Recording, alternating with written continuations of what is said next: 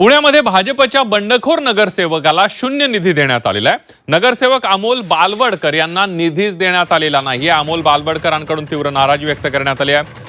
अमोल बालवडकर यांच्या प्रभागात zero budget मंजूर करण्यात आले। मंत्री चंद्रकांत पाटील यांच्या कोथरूड मतदारसंघातील निधीच्या चौकशीची मागणी केल्यानं स्थायी समिती अध्यक्षानं बजेट झिरो केल्याचा आरोप बालवडकर यांनी केला आहे, तर महापौरांनी बालवडकरांचे आरोप फेटाळून लावलेले आहेत।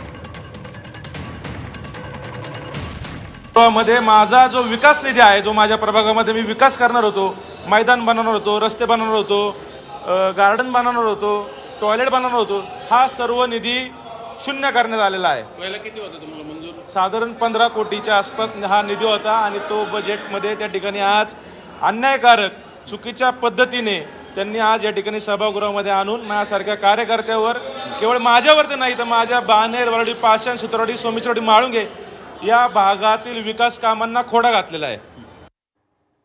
तर त्यांच्याकडे पुरावा नाही आहे काही की त्यांनी कोणाच्या सांगण्यावरनं केलं आहे म्हणून।